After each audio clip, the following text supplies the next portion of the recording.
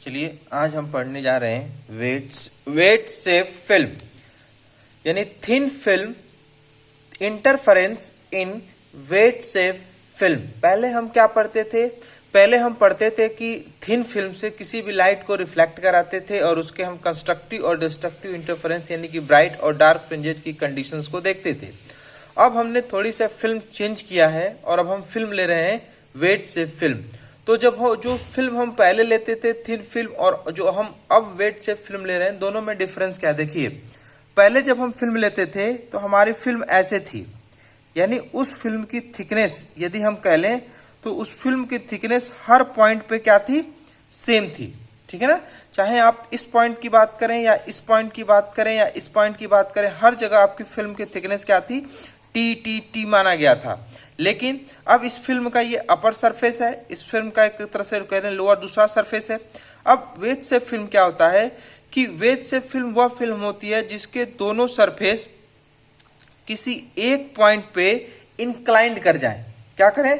किसी एक पॉइंट पे इंक्लाइंड कर जाएं। ऐसे देखिए, आपका ये एक पर सरफेस है और दूसरा सरफेस आकर के किसी एक पॉइंट पे इंक्लाइन कर जाए, तो इस तरह की जो फिल्म होती है उस फिल्म को बोलते हैं। और ये जो एंगल्स होते हैं ना, ये एंगल्स बहुत ही स्मॉल्स होते हैं, बहुत ही स्मॉल एंगल होते हैं। तो अब ये देखिए यहाँ पे कि इस फिल्म के अंदर जो थिकनेस होता है, यहाँ पे जो टी की वैल्यू होती है वो 0 होती है और जैसे जैसे हम आगे बढ़ते जाते हैं वो टी की वैल्यू इंक्रीज करती जाती है। यानी कहने का मतलब ये है कि जब हम पहली फिल्म के बारे में पढ़ रहे थे तो वहां पे हमने देखा था कि टी की वैल्यू हर जगह कांस्टेंट थी, लेकिन वेट सेफ फिल्म के केस में टी की वैल्यू कांस्टेंट नहीं होती है, बल्कि किसी एक पॉइंट पे टी की वैल्यू 0 होती है और उसके बाद टी की वैल्यू चेंज हो जाती है। तो अब हम इस तरह का यदि हमारे पास कोई फिल्म है जिसपे यदि हम इंटरफेरेंस देखना चाहते हैं तो कैसे देखते हैं, इसी चीज को हम समझ रहे हैं। ठीक है? तो सपोज करिए ये आपके पास एक इंटरफेरेंस एक वेट सेफ फिल्म है जिसका ये थीटा ये बहुत ही स्मॉल होता है, बहुत ही स्मॉल एंगल होता है। अब किसी पॉइंट पे हम मान लीजिए हमारे पास एक यहाँ पे लाइट सोर्स है एस। इस लाइट सोर्स से हम इस पर एक लाइट इंसिडेंट कर रहे हैं किसी पॉइंट पी पे। अब इस पॉइंट पे ये मानिए कि जो इसकी थिकनेस है वो टी है। ठीक है? इस पॉइंट की केवल। अब ये लाइट सोर्स आएगा, इस पॉइंट ए के ऊपर इंसिडेंट किया, इस पॉइंट ए के ऊपर इंसिडेंट किया। इंसिडेंट करने के बाद कुछ लाइट क्या होगी? रिफ्लेक्ट हो जाएगी और कुछ लाइट क्या होगी? ट्रांसमिट होकर के अंदर जाएगी और अंदर से जाने के बाद फिर ये लाइट टकराएगी और फिर ये लाइट बाहर निकल जाएगी। तो इस तरह से आपका एक स्ट्रक्चर बनेगा कि पहले हमारा क्या था कि पहले हमारी फिल्म ऐसी थी। वो लाइट इधर से आती थी, इस पॉइंट पे टकराती थी, टकराने के बाद फिर अंदर आती थी, फिर बाहर, फिर और एक लाइट यहाँ से निकलती थी। तो पहले का जब वो स्ट्रक्चर पढ़ते थे तो वो ऐसे था। और अब जब हम वेट सेफ फिल्म की बात कर रहे हैं तो ये हमारा क्या है? वेट सेफ फिल्म है। ठीक है? ये है हमारा वेट सेफ फिल्म। देखिए, सोर्स से लाइट आई, पॉइंट ए के ऊपर टकराई, यहां से कुछ लाइट ट्रांसमिट होगी, कुछ लाइट रिफ्लेक्ट होगी। जो लाइट आगे रिफ्लेक्ट हुई वो मान लेते हैं कि ये टी है। फिर लाइट पॉइंट बी पे अंदर आई, टकराने के बाद फिर वो लाइट सी पे गई और फिर यहाँ पे कहाँ चली गई? आर। सेम चीज हो रहा है जैसे हम पहले रिफ्लेक्टेड के केस में पढ़ते थे, वही वो चीज थिन फिल्म के केस में पढ़ते थे, वही सिर्फ हम सेम पढ़ रहे हैं वेट सेफ। बस दोनों में डिफरेंस क्या है कि वहां पे जो वेट सेफ जो जनरल थिन फिल्म थी उसकी थिकनेस कांस्टेंट होती थी, लेकिन यहाँ पे जो वेट सेफ फिल्म है इसकी थिकनेस कांस्टेंट नहीं होती है, बल्कि प्लेस के अनुसार वेरी करती है।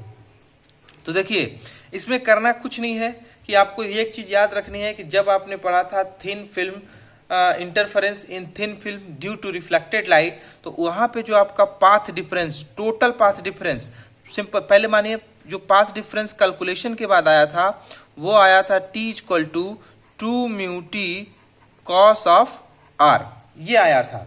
जहां म्यू क्या है? थिन फिल्म का रिफ्रैक्टिव इंडेक्स, जिस मटेरियल से हमारी फिल्म बनी है। टी क्या है? जिस पॉइंट पे आप थिकनेस ले रहे हो, जिस पॉइंट पे आपने की लाइट आई और पड़ने के बाद रिफ्लेक्ट हुई, हम इस पॉइंट पे, और हमने मान लिया है कि इस पॉइंट की थिकनेस कितनी है, टी।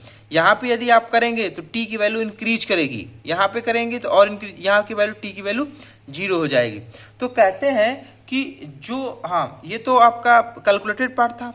फिर हमने कहा था कि यदि कोई लाइट, जब कोई भी लाइट किसी भी रेयर मीडियम से डेंसर मीडियम में जाती है तो उसके एग्जैक्ट पाथ में λ/2 का क्या आता है, चेंज आ जाता है। तो Stokes law, according to Stokes law apply करने के बाद, स्टोक्स लॉ अप्लाई करने के बाद जो टोटल पाथ डिफरेंस आया था वो आया था 2μt cos of r plus minus λ/2।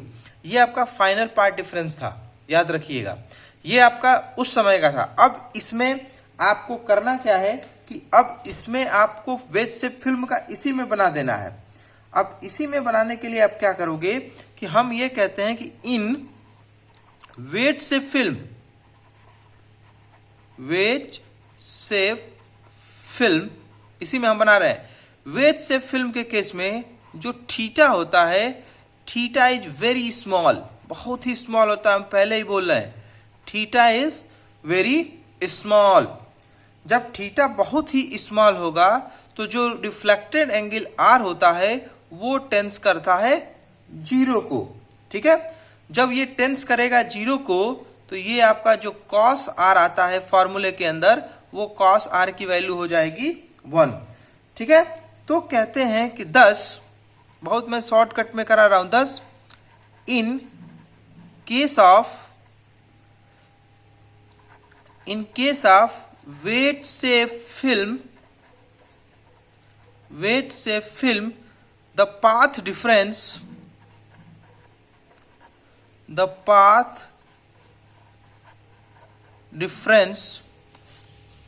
Delta is equal to IA।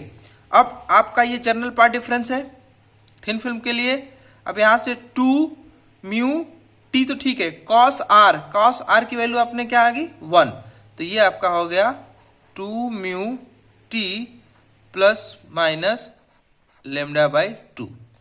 ये आपका पाथ डिफरेंस होता है इन केस ऑफ वेज से फिल्म। क्लियर है?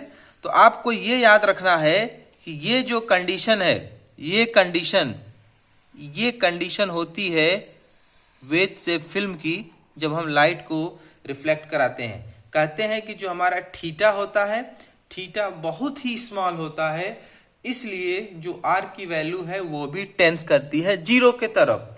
जब वो 0 की तरफ टेंस करते, जो रिफ्लेक्टेड एंगल हम निकाले थे, ठीक है ना, यहाँ पे जब आप इंसिडेंट एंगल एक ड्रॉ करोगे तो वही चीज आएगा IR। तो वो जो R होगा वो बहुत ही स्मॉल होता है, इसलिए बन ले जाता है 0, तो cos r 0।